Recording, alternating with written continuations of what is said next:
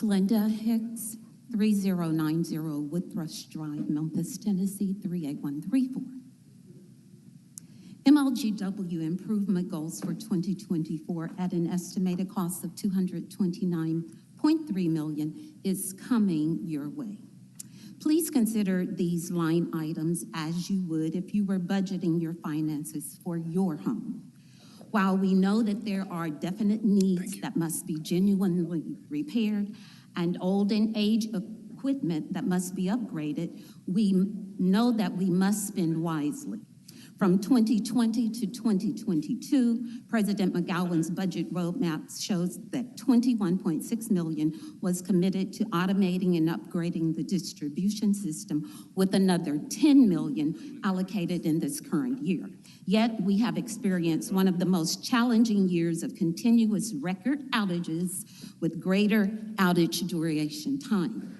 During the summer, on any given clear sunny day, you could practically check the outage map and have some area of the city showing outages. So where was the $31 million actually spent? After installation of the 2013 $13 million distribution automation project, we are now 10 years later with downtown customers experiencing an early morning October outage on a clear sunny day. This was the second consecutive outage in the area.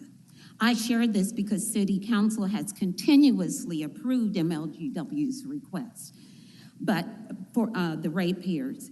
However, the ratepayers are once again burden increased by receiving substandard services. Before moving forward on that budget rate increase, we implore you to make sure that parameters are put in place to prevent any future mismanagement of ratepayers' monies, please. Thank you, Ms. Hicks.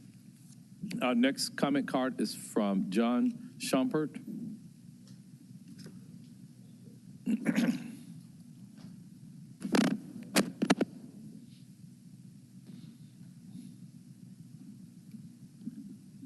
Good afternoon. Good afternoon. John Schumpert, 2356 Hawkhurst Street, 38119. Ladies and gentlemen of the council, citizens of Memphis, I am with 21st Century Memphis or Bus. The concern I would like to bring to your attention is the budgeting of infrastructure improvements by MLGW as well.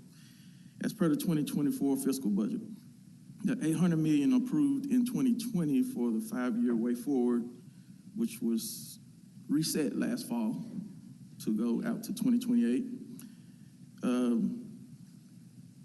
We would like some accountability on that, separate from the rate increases that are being asked for. The citizens deserve that accountability and clarity for what is allocated and what is being asked in the projected 12% increase.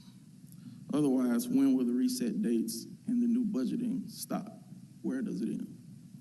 Also, we've all heard about customers receiving abnormal bills, some exceeding $1,000, who normally have $250, $300 bills. Before we can fairly and responsibly expect customers to have faith that the increase should be approved, we also should take in consideration that some people don't even know how they're receiving those bills to start with and what they're being charged for. I think those items need to be addressed before we can responsibly approve more money to be asked from the customers. Thank you for your time. Thank you, Mr. Schumpert. Our next comment card is from Andrew Woods.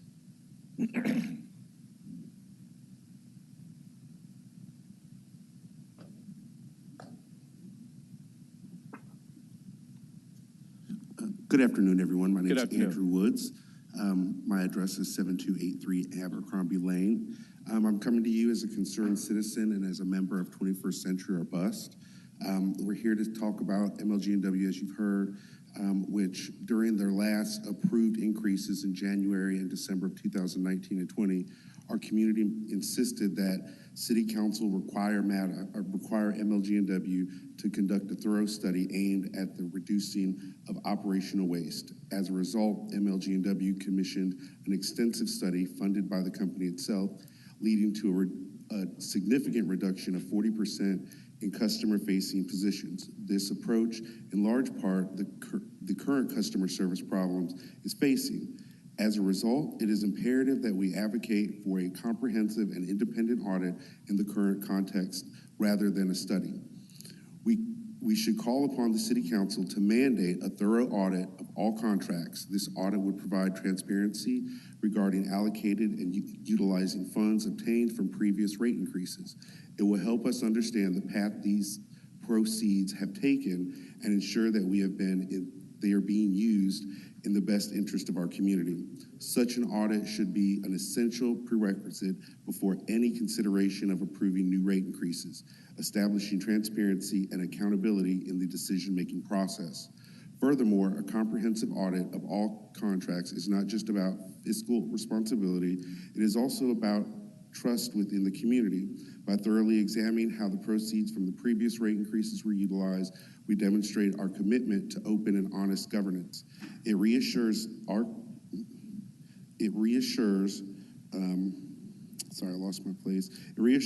community members that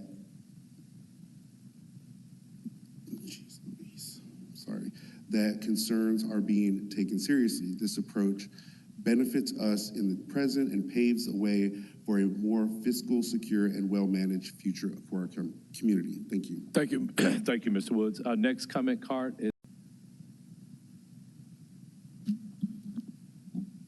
Chobe Kent, 5111 Flamingo, conspiracy theorist, here today with 21st Century. MLGW is offering a generously padded budget to justify this unneeded 12% rate increase. I've benchmarked 3 contracts that this city council has approved that serve as excessive budget padding to justify an MLGW rate increase. First, on the $228 million for tree trimming benchmark against Knoxville FY24 budget is $12K per tree trim mile. MLGW is 173% in excess of Knoxville at $33K per mile and 100% in excess of Nashville at $16.5K per mile.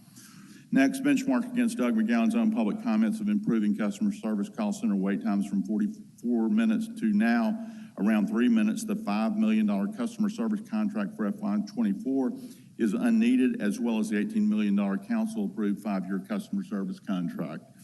Next, benchmark against the $15 million annual city paving budget, and given the former pattern, the $16 million one-year MLGW paving contract must be in excess by $8.5 million. And finally, the MLGW proposed $120 million for power generation in FY24 and $400 million over 5 years is a nice to have and may be totally unneeded given TVA's current work in the area.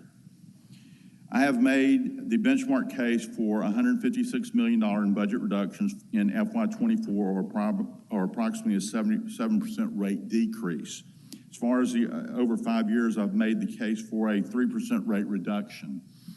And that is before we look at any of the other existing contracts that must be thrown into question after this benchmarking. The budget is excessively padded with lavish contracts. You have seen what Doug McGowan has done when he's in charge and gives public money to the elitists, as was done with the cobblestones.